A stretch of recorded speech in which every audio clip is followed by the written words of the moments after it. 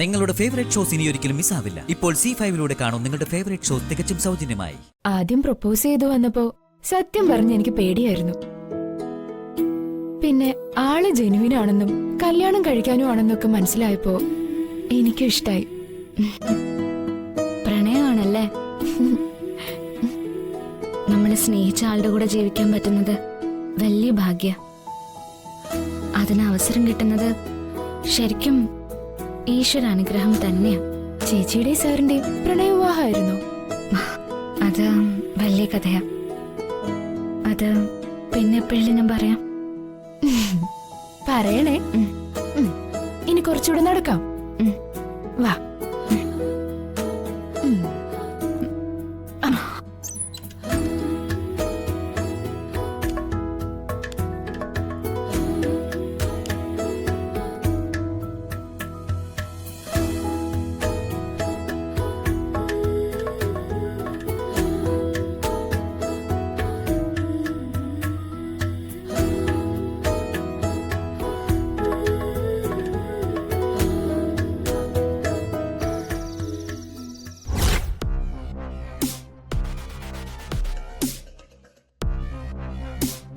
അവസരം കിട്ടുമ്പോ അതിലെ തെളിവുകൾ വെച്ച് അവള് നമ്മളെ പൂട്ടും.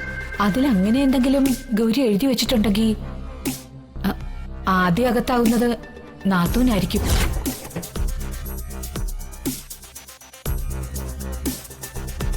ഗംഗ, അതൊരിക്കലും പോലീസിൽ ഏൽപ്പിക്കാൻ നമ്മൾ അനുവദിക്കരുത്.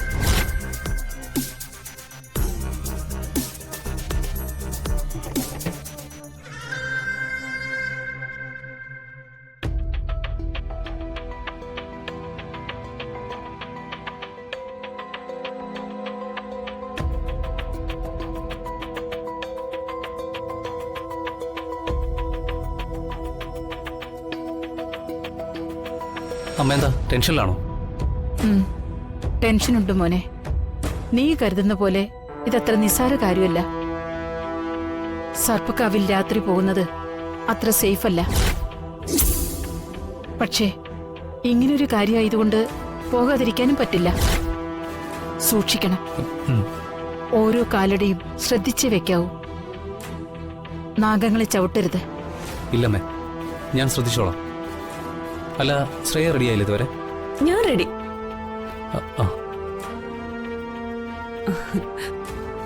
ഞാൻ അവളോടൊന്ന് പ്രാർത്ഥിച്ചിട്ട് ഇറങ്ങാൻ പറഞ്ഞതാ. സർപ്പക്കാവില് നാഗേക്ഷിയുടെ സാന്നിധ്യം ഉള്ളതാ. അതിനെക്കുറിച്ച് എന്തെങ്കിലും മന്ത്രവാദിനി പറഞ്ഞിരുന്നോ? ഇല്ല, പറഞ്ഞില്ല. അവിടെ യക്ഷിയുണ്ടോ? പണ്ടങ്ങനെ പറഞ്ഞു കേട്ടിട്ടുണ്ട്. ഓ, യക്ഷിയൊന്നും വരില്ലെന്നേ. നാഗയക്ഷിയേക്കാൾ വലിയ യക്ഷിയല്ലേ എന്റെ കൂടെ വരുന്നത്. രാഹുൽ. വേണ്ട രാഹുൽ, ഒരു നല്ല കാര്യത്തിന് ഇറങ്ങുമ്പോ ഇത്തരം തമാശയൊന്നും വേണ്ട. അതെ, വെറുതെ ഓരോന്ന് പറഞ്ഞ് സമയം കളയാതെ വേഗം പോയിട്ട് വരാൻ നോക്ക്. നമുക്കിറങ്ങാം. ഇറങ്ങാം. ശരി അമ്മ. പോയിട്ട് വരാം.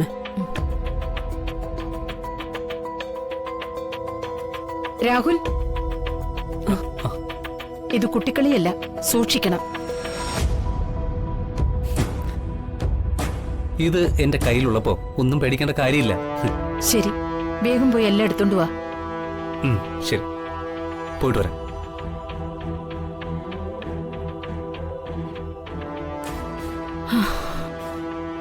ഭഗവാനെ, ആപത്തൊന്നുമില്ലാതെ ഡയറി ഫോണൊക്കെ കിട്ടി വേഗം തിരിച്ചു വരണേ.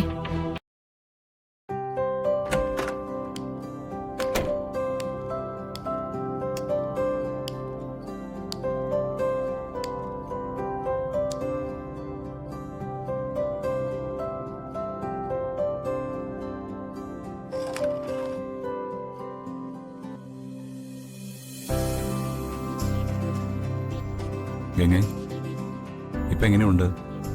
വേദന കുറവുണ്ടോ? കൈക്കും കാലിനും നല്ല വേദനയുണ്ട്. എല്ലിലൊക്കെ സൂചി വെച്ച് കുത്തുന്ന പോലെ വേദന എടുക്കുന്നുണ്ട്.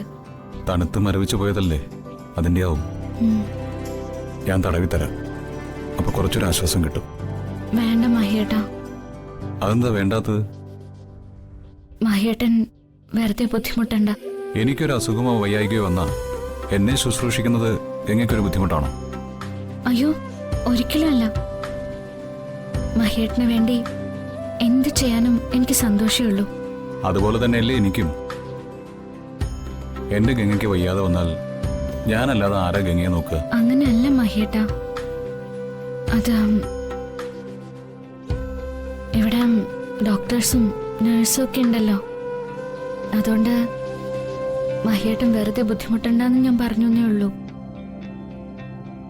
എന്റെ ഭാര്യയെ നോക്കേണ്ടത് എന്റെ കടമയല്ലേ? ഞാനത് ചെയ്തില്ലെങ്കിലാണ് എനിക്ക് ബുദ്ധിമുട്ടാവുന്നത്. ആ, താൻ ഇനി ഒന്നും പറയണ്ട. അടങ്ങി അവിടെ കിടന്നാ മതി.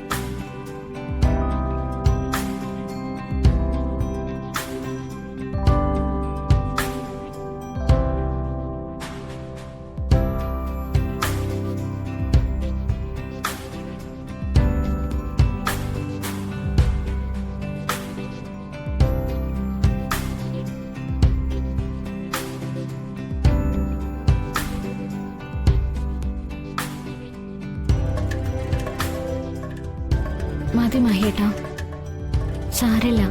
വേദനയ്ക്ക് മരുന്ന് കഴിക്കുമ്പോൾ മാറിക്കോളും. തന്റെ കൈക്കിപ്പോ ആശ്വാസം തോന്നില്ലേ?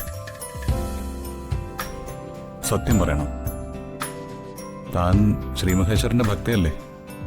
അപ്പൊ സത്യം മാത്രമേ പറയാൻ പാടുള്ളൂ. ഞാൻ മഹേട്ടനോട് സത്യം മാത്രമേ പറയൂ. എങ്കിൽ പറ, കൈവേദന കുറഞ്ഞില്ലേ? കുറഞ്ഞു. കണ്ടോ, അതാണ്. അപ്പോ കാല് തടവിയ കാലിന്റെ വേദനയും കുറയും. അത് വേണ്ട മഹേട്ടാ. ഏയ്, അങ്ങനെ പറഞ്ഞാലൊന്നും പറ്റില്ല. എന്തു പറ്റില്ല എന്നാ പറയുന്നേ? ആ, ഗംഗയ്ക്ക് കാലിനും കൈക്കൊക്കെ വേദന ഉണ്ടെന്നാ പറയുന്നേ. ഞാനൊന്ന് തടവി കൊടുക്കാന്ന് പറഞ്ഞാ വേണ്ടാന്ന് പറഞ്ഞു കിടക്കുന്നത്. കൈ തടവി കൊടുത്തപ്പോ കുറച്ച് ആശ്വാസം ഉണ്ടെന്ന് പറഞ്ഞു. ഇപ്പൊ കാല് തടവി കൊടുക്കാന്ന് പറഞ്ഞപ്പോ സമ്മതിക്കുന്നുമില്ല. അതെന്താ ഗംഗേച്ചി സമ്മതിക്കാത്തെ? ആ കോൾഡ് സ്റ്റോറേജിൽ വെച്ച് സെൽസ് എല്ലാം തണുത്തു മരവിച്ച് രക്തോട്ടം കുറഞ്ഞിട്ടുണ്ടാവും. തടവി അത് മാറിക്കിട്ടും. അതുകൊണ്ട് തടവുന്നത് നല്ലതാ. അത് ഞാൻ മനസ്സിലായി. ഭർത്താവിനെ ബുദ്ധിമുട്ടിക്കാൻ ചേച്ചിക്ക് വയ്യാത്തോണ്ടാണല്ലേ? ഇത്രയും സ്നേഹത്തോടെ ശുശ്രൂഷിക്കാൻ ഭർത്താവ് അടുത്തുണ്ടാവുന്നതല്ലേ ഒരു ഭാര്യയുടെ ഏറ്റവും വലിയ ഭാഗ്യം. എന്നാ പിന്നെ മരുന്ന് കഴിക്കാം. ആ, എഴുന്നേക്ക്.